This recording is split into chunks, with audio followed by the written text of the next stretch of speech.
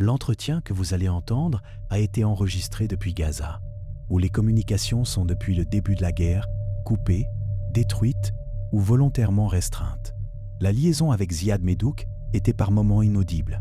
Pour ne pas perdre son témoignage, nous avons reconstitué fidèlement ses propos à partir de la transcription et restauré sa voix. Les mots sont les siens. Seule la voix a été reconstruite.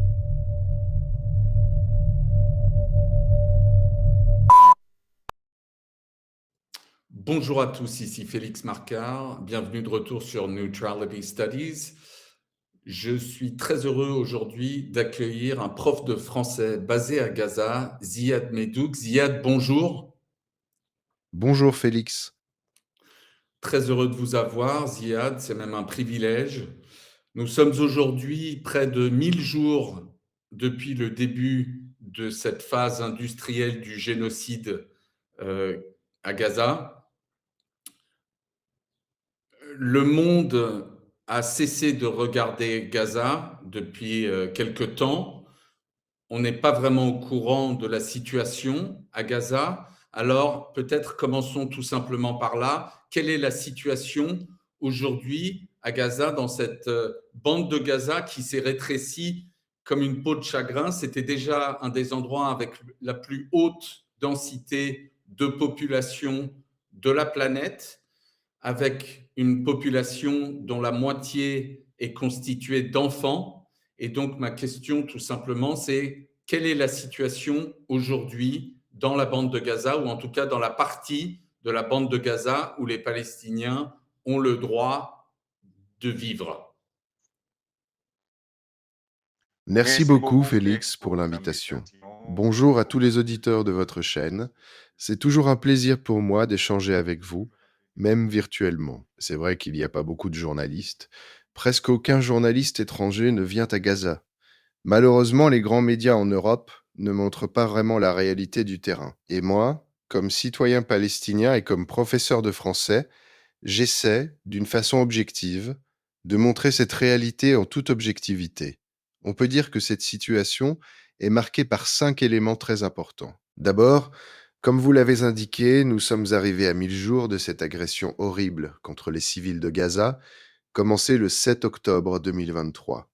La situation reste dramatique et la population est fragilisée, épuisée, dégoûtée et donc impuissante après près de 33 mois de cette agression dure qui se poursuit malgré un cessez-le-feu fragile entré en vigueur le 13 octobre 2025. Il y a donc toujours des bombardements en cours, moins intenses qu'avant la trêve, c'est vrai, mais il y a toujours des bombardements, toujours des morts. Je ne reviendrai pas sur le bilan détaillé, car cela relève du travail du ministère de la Santé et des observateurs internationaux. Mais ce bilan est très lourd, près de 73 000 morts et 11 000 disparus selon les décomptes, sans compter la destruction massive. C'est donc une situation toujours dramatique pour les 2 millions de Palestiniens qui y vivent au quotidien. Deuxième élément, la destruction massive. 85% de l'infrastructure civile de Gaza est détruite et 87% des Palestiniens habitent désormais des camps de déplacés, sous des tentes, dans des conditions inhumaines. Des tentes fragiles, abîmées, déchirées, et les conditions météorologiques, hiver comme été, ne font qu'aggraver la situation.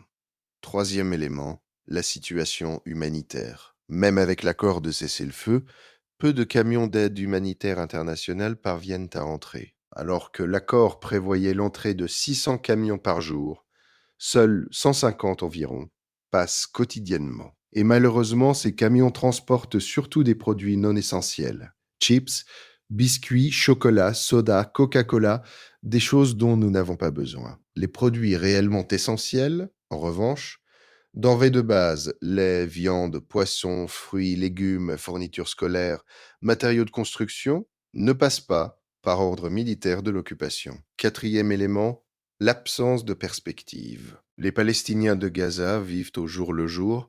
En réalité, ils ne vivent pas, ils survivent.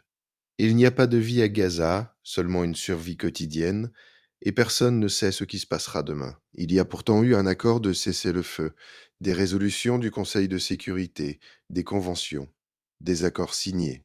Mais jusqu'à présent, rien n'est appliqué. Cinquième élément, L'occupation contrôle aujourd'hui environ 64% de la surface de la bande de Gaza. Elle a instauré une soi-disant ligne jaune, et les Palestiniens ne peuvent s'en approcher à moins de 300 mètres, même lorsqu'ils possèdent une maison ou un immeuble juste à côté. L'occupation menace en outre d'occuper davantage de territoire. La ligne avance sans cesse sur le terrain des Palestiniens de Gaza, qui ne contrôlent plus aujourd'hui qu'environ 36% de la surface de la bande, une surface presque entièrement détériorée. Malgré tout cela, les Palestiniens s'adaptent avec une résilience remarquable, une patience extraordinaire. Concrètement, les tâches quotidiennes sont devenues extrêmement lourdes. Dès le réveil, on perd 4 heures à chercher de l'eau potable, un endroit pour recharger téléphones et lampes, de la nourriture, une clinique en état de fonctionner, car tous les hôpitaux sont hors d'usage. Et même lorsqu'on trouve un médecin, on ne trouve pas de médicaments. Il faut ensuite chercher du bois pour cuisiner, puisque le gaz ne passe pas. Et le cinquième élément, les Palestiniens sont toujours là. Cette terre est la nôtre, nous ne la quitterons pas. C'est la cinquième agression que nous subissons, et la plus violente, après celle de 2008, 2009, 2012, 2014 et 2021. La situation est dramatique, mais les Palestiniens restent. C'est un message au monde. Malgré la destruction, malgré les cris, malgré les massacres, nous ne quitterons pas notre quartier. Merci Ziad. Vous avez parlé des denrées alimentaires qui rentrent depuis le cessez-le-feu, depuis cet accord de cessez-le-feu qui a été conclu fin 2025. Or, comme vous l'avez souligné, les denrées qui rentrent sont des denrées en fait qui ne sont pas essentielles. C'est de la nourriture de fast-food américain, c'est des chips, du coca, des sucreries, alors qu'en réalité, l'essentiel ne passe pas. Est-ce que c'est encore le cas qu'aujourd'hui, par exemple, pour prendre une denrée précise qui est cruciale, est-ce que le lait en poudre pour les bébés rentre dans Gaza? Il entre, mais en quantité très limitée. C'est tout le problème, Félix.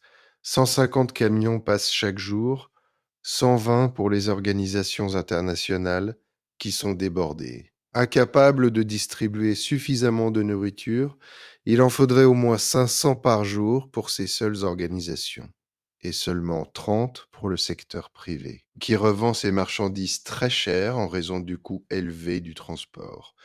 Depuis le cessez-le-feu, il y a objectivement une légère amélioration, mais le contenu de ces camions reste largement non essentiel. Le lait entre, mais en petite quantité, les fruits et légumes aussi, à des prix très élevés. Or, nous n'avons pas besoin de chips, de chocolat ou de Coca-Cola. C'est malheureusement l'occupation qui impose le contenu des camions. En réalité, 85% des Palestiniens de Gaza dépendent de l'aide humanitaire. Comme cette aide reste limitée, l'insécurité alimentaire touche une large part de la population. Les 13% restants travaillent, mais leurs salaires ne suffisent pas non plus, tant les prix ont grimpé. Et il n'existe plus de système bancaire fonctionnel. Au total, 98% des Palestiniens de Gaza souffrent aujourd'hui d'insécurité alimentaire. Vous avez mentionné les prix et j'ai un ami gazaoui qui m'a dit les prix, en fait, c'est le tueur silencieux, c'est le tueur caché. Est-ce que vous pouvez nous donner des exemples, Ziad, de denrées, de prix de denrées alimentaires pour que les gens en France comprennent? Parce que je crois que souvent, parfois, c'est des prix qui sont beaucoup plus élevés que même dans des pays européens. Oui.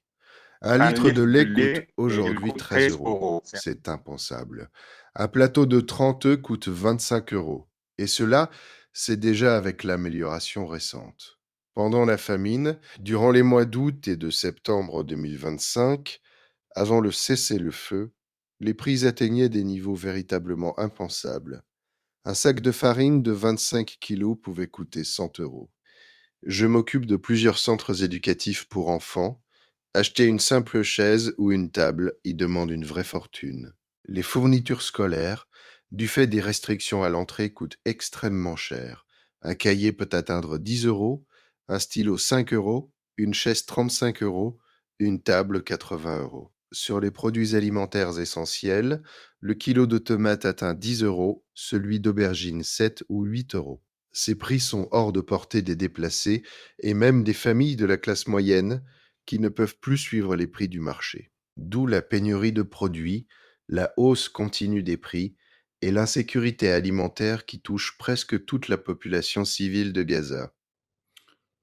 Vous avez parlé, puisqu'on parle d'insécurité alimentaire, une des ressources alimentaires de Gaza a toujours été la pêche. Quelle est la situation aujourd'hui des pêcheurs gazaouis? Merci pour cette question car je souhaitais justement aborder ce secteur. Comme l'industrie et l'agriculture, la pêche a été anéantie, alors qu'elle constituait un pilier essentiel de l'économie de la bande de Gaza. Même avant cette agression, les pêcheurs rencontraient déjà d'importantes difficultés. Une limite de 6 000 nautiques leur était imposée. La marine israélienne attaquait régulièrement les bateaux et confisquait parfois leur matériel. Depuis le début de l'agression et jusqu'à la trêve d'octobre, la mer de Gaza est restée totalement fermée. Depuis le cessez-le-feu, quelques facilités limitées ont été accordées, mais 13 pêcheurs ont déjà été tués par la marine israélienne et de nombreux bateaux ont été détruits ou confisqués. Conséquence, le prix du poisson est devenu exorbitant. Au minimum, 30 à 35 euros le kilo, quel que soit le poisson. Avant cette agression, 750 pêcheurs travaillaient à Gaza. Il n'en reste aujourd'hui qu'environ 120 en activité. On estime que seul 1% de la population peut encore s'offrir du poisson, comme de la viande ou du poulet. Ce qui est terrible dans ce que vous décrivez, c'est la- la- le sens qu'on a en vous écoutant, que c'est une asphyxie. On vous laisse respirer, mais juste assez pour survivre. Ce qui confine à une forme de torture. C'est très, très frappant. Est-ce que vous pouvez nous dire, le gouvernement technocratique dont vous avez parlé tout à l'heure, le gouvernement palestinien technocratique dont le Conseil pour la paix a émis la création, a appelé la création, ce gouvernement technocratique, il est aujourd'hui bloqué en Égypte. Je crois qu'il n'est pas en mesure de rentrer dans Gaza. Quelles sont les attentes du peuple de Gaza de ce gouvernement technocratique? Pour répondre à cette question, il faut d'abord souligner un élément essentiel. Depuis le 7 octobre et jusqu'à aujourd'hui, on a le sentiment à Gaza qu'il n'existe plus ni gouvernement ni autorité réelle. D'un côté, l'autorité palestinienne à Ramallah ne verse plus aujourd'hui que 30% des salaires en raison des difficultés financières qu'elle subit. De l'autre, le gouvernement de Gaza est impuissant. Qui gère alors Gaza aujourd'hui? Seulement les organisations internationales et les commerçants. Il y a donc chez nous un sentiment d'abandon, pas seulement de la part de la communauté internationale officielle, mais aussi de la part de nos propres autorités locales. L'accord de cessez-le-feu prévoyait 3 phases: le cessez-le-feu, puis le retrait de l'armée d'occupation, puis l'entrée massive de l'aide humanitaire. Mais aucune de ces étapes n'a véritablement été appliquée. Parmi les premières mesures prévues figurait la création d'un gouvernement de technocrates, une initiative saluée par tous. Mais ce gouvernement, constitué en décembre 2025, reste bloqué en Égypte depuis 7 mois, l'occupation refusant qu'il entre à Gaza. La population en attendait beaucoup, mais ce gouvernement n'a, dans les faits, aucune marge de manœuvre réelle. Sur le terrain, le comportement de l'occupation va dans le sens inverse de l'accord. Elle continue d'avancer et d'occuper davantage de territoire. Nous n'avons donc pas d'autre choix que de nous adapter impuissants à ce contexte difficile en survivant au jour le jour. Vous dites que les États-Unis n'arrivent pas à faire pression sur Israël pour que, en fait, la première phase de ce qui a été négocié soit appliquée. Vous parlez de 150 camions par jour au lieu des 600 qui faisaient partie de l'accord. Il y a toute une ribambelle d'autres choses qui ne sont pas respectées par Israël. Qu'est-ce que vous dites aux gens qui disent que ces conditions ne sont pas imposées seulement par Israël, elles sont imposées par l'Europe et les États-Unis qui ont leurs responsabilités parce qu'Israël ne peut pas faire ce qu'ils font sans le soutien diplomatique, militaire, financier, économique, etc., de l'Europe et des États-Unis. Et également, qu'est-ce que vous attendez des pays arabes? Pas seulement l'Europe et les États-Unis, mais l'ensemble de la communauté internationale. Les Nations unies, le Conseil de sécurité, la Ligue arabe, l'Union européenne. Il y a malheureusement peu d'avancées concrètes. Quelques signes positifs, certes, comme la reconnaissance de l'État de Palestine par l'Irlande, la Norvège, la Slovénie ou la mobilisation populaire en Italie. Mais la communauté internationale reste divisée et continue, dans l'ensemble, à soutenir l'occupation. Pour nous, le véritable espoir, c'est la mobilisation civile à travers le monde. Nous nous sommes sentis portés par les manifestations dans les universités américaines en 2024, puis dans les universités françaises et européennes. Nous n'attendons plus rien des États, mais nous comptons beaucoup sur les sociétés civiles. Ce qui compte vraiment, ce ne sont pas les dirigeants ni les États, mais les peuples eux-mêmes. C'est les peuples. Euh, vous êtes prof de français. Vous êtes, Gaza a une population qui est extrêmement jeune. Comment est-ce que vous essayez de travailler à l'éducation dans ces circonstances terribles, l'éducation de la jeunesse gazaoui? L'éducation est pour nous un élément essentiel. Avant cette agression, le taux de scolarisation en Palestine dépassait 93%. L'éducation est devenue, pour les Palestiniens, une véritable forme de résistance à la violence, un marqueur identitaire et historique profondément enraciné. Aujourd'hui, la situation est catastrophique. Avant l'agression, il existait 320 écoles, tous niveaux confondus. Aujourd'hui, près de 250 d'entre elles ont été détruites. Les autres ont été transformées en centres d'accueil pour déplacés. Il n'existe donc plus, à proprement parler, d'école à Gaza. Ces établissements ont été remplacés par des centres éducatifs improvisés. Des enseignants louent des pièces dans des immeubles endommagés, ainsi que par des tentes éducatives installées dans les camps de déplacés, parfois sans aucun matériel. Les enfants s'assoient alors à même le sol. Les 13 grandes universités de Gaza ont été entièrement détruites. L'enseignement supérieur se poursuit malgré tout à distance. Environ 83% des étudiants ont repris les cours en ligne et 75% des élèves du primaire et du secondaire ont repris en présentiel. Alors qu'auparavant chaque école proposait 9 matières, il n'en reste plus que 4 aujourd'hui. L'arabe, l'anglais, les mathématiques, les sciences, le français, les arts plastiques, le sport et l'histoire ayant été abandonnés faute de personnel. Plus de 1200 enseignants ont été tués et environ 13 000 élèves ont également perdu la vie. Personnellement, je m'occupe de 3 centres éducatifs, 2 dans des immeubles endommagés, un sous tente, que j'essaie de soutenir par des visites, des dons, l'apport de matériel. Au début de l'agression, les enfants, lors de nos activités d'animation, étaient très violents, ce qui n'a rien d'étonnant au vu de ce qu'ils vivaient. Depuis qu'ils ont repris les cours, ils sont devenus nettement moins violents. C'est un signe positif et cela nous encourage à poursuivre notre mission. Merci Ziad. J'ai une dernière question, ou peut-être deux. La première, ou d'ailleurs c'est une question et puis une confession. La première, c'était donc merci du fond du cœur Ziad, vous m'honorez. Hem, Ma dernière question, c'est quelle est votre première pensée le matin et quelle est votre dernière pensée le soir?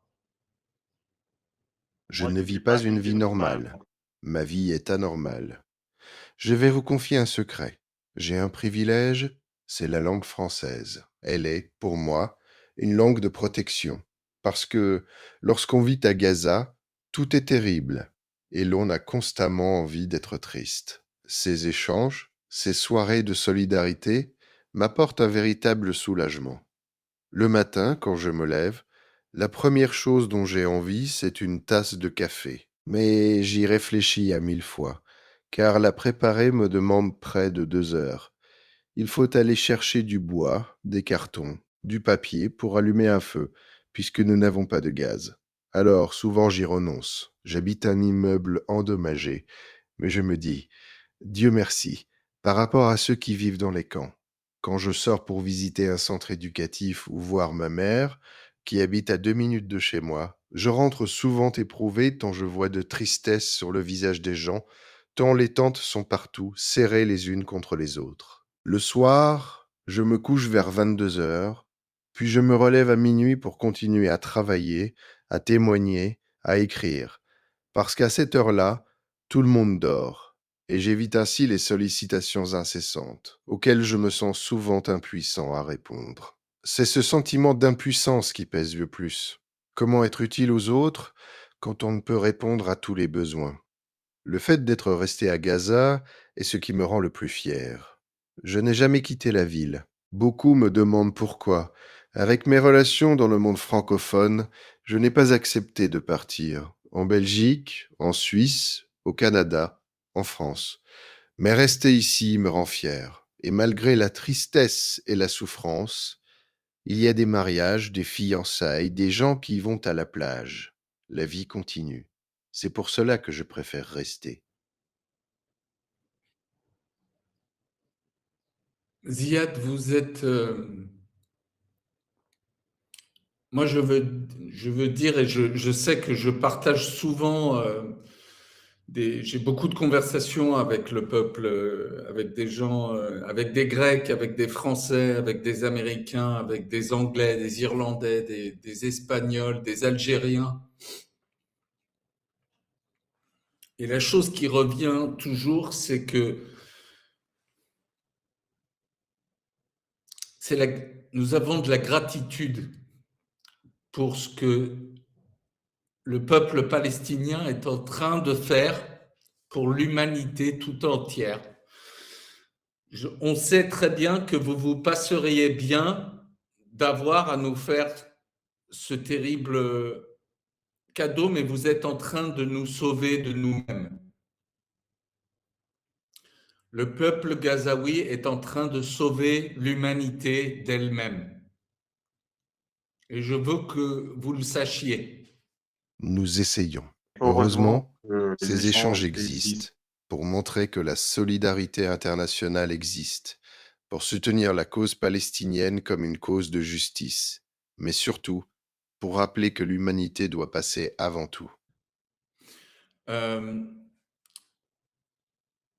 Ziad, vous êtes poète. Ça va être ma dernière question pour vous. Est-ce qu'il y a un poème qui vous porte particulièrement à travers toute cette souffrance, toute cette horreur, toutes ces circonstances terribles? Est-ce qu'il y a un poème qui vous, qui vous inspire en particulier? Il y a beaucoup de poèmes, Félix, mais celui qui m'inspire le plus est consacré aux enfants de Gaza et à leurs rêves brisés. Je travaille énormément avec les enfants. Je les fréquente dans les centres éducatifs, dans la rue, autour de moi, et je vois combien ils méritent notre soutien, notre présence. C'est sans doute l'une des raisons qui m'ont poussé à rester. Je n'ai jamais quitté Gaza, même en pleine agression, en plein bombardement, en pleine famine. Je préfère rester aux côtés des jeunes, et surtout des enfants, pour leur donner de l'espoir. Voir des enfants privés de tout continuer à jouer, continuer à sourire, voilà ce qui m'inspire.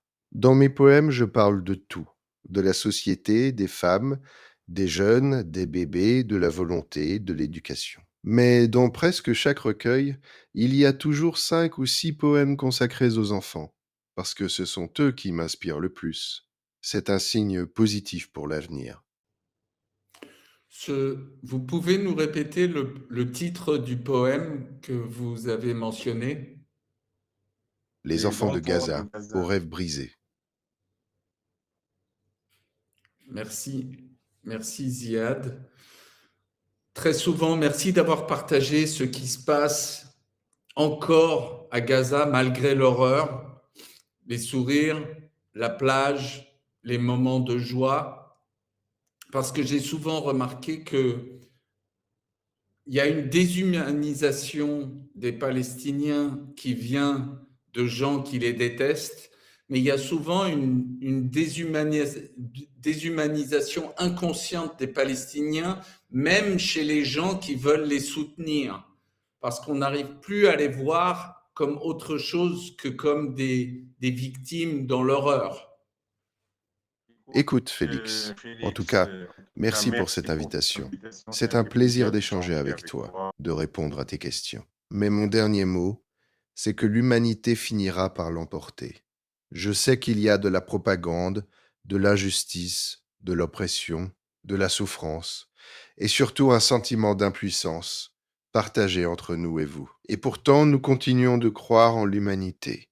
La langue française m'a permis de nouer beaucoup de relations et je reçois chaque jour de nombreux messages de soutien de la part d'amis français et francophones. Cela montre que la cause palestinienne est une cause de justice et que la population de Gaza ne sera jamais abandonnée grâce à cette solidarité internationale. Alors, vive la solidarité et surtout, vive l'humanité. Ziad Medouk, du fond du cœur, merci beaucoup.